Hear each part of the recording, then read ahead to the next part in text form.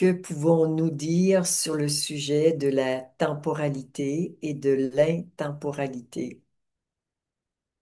D'abord que nous sommes formés, pour ne pas dire formatés, avec des expressions qui nous disent que on doit gagner du temps, qu'il ne faut pas perdre son temps, on ne peut pas gaspiller son temps. Et même, parfois, on entend, j'ai du temps à tuer. On veut tuer le temps. Ou bien c'est péché de perdre son temps. Bref, on en a fait toute une histoire et on a nourri plus ou moins notre esclavage autour du temps. Nous avons socialement décidé que le temps, c'est un actif qui est au service de notre productivité et que on doit absolument le contrôler, mais en fait, la plupart des gens sont plutôt des esclaves du temps. Qu'est-ce qui fait que nous soyons piégés dans cette situation? C'est nous avons oublié, juste oublié quelque chose d'important. C'est que nous sommes une conscience qui s'exprime à travers un petit ego et un corps physique. Mais nous ne sommes pas notre ego et nous ne sommes pas le corps physique qui, lui, va s'améliorer pendant quelques décennies jusqu'à la quarantaine et ensuite, il va commencer à décliner.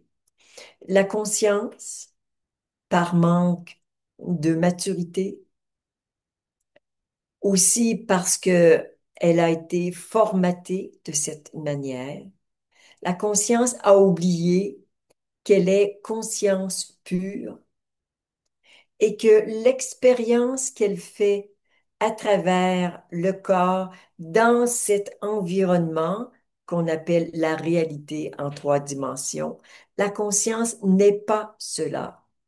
Alors, ce que nous allons faire ce soir, c'est, je la mets en arrière, cette conscience qui est piégée, identifiée dans la réalité en trois dimensions, et on va lui dire, oups, on revient chez soi, à la maison, dans le royaume, je suis.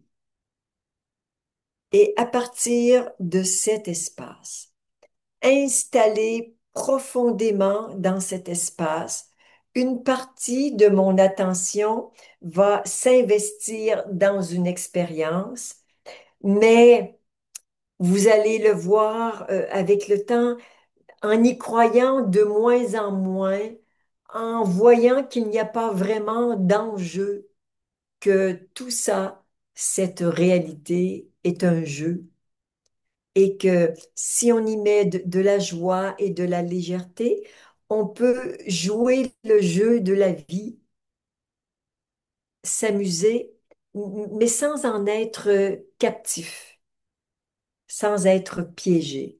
Alors, comme ce que je suis en train de faire, je ne me prends pas au sérieux. Par ailleurs, j'ai envie que ce que je vous offre soit vraiment de grande qualité, tout à fait lumineux et aidant pour vous. Donc, je joue le jeu de la passion d'un investissement total, sachant que dès que nous aurons terminé, la conscience revient complètement à la maison et il n'y a plus d'enseignante, de méditante, il n'y a plus quoi que ce soit, il n'y a plus rien. Alors apprenons ce soir à jouer le jeu de la réalité et à revenir à soi librement. Je m'investis en tant que maman et je reviens. Je m'investis en tant que professionnelle et je reviens à la maison. Et la conscience sait qu'elle est conscience, une conscience consciente d'elle-même et qui ensuite va devenir consciente de quelque chose. Mais quand il y a un de, Ça fait partie du jeu. Alors, conscient de quelque chose et hop, la conscience, consciente d'elle-même, tout simplement.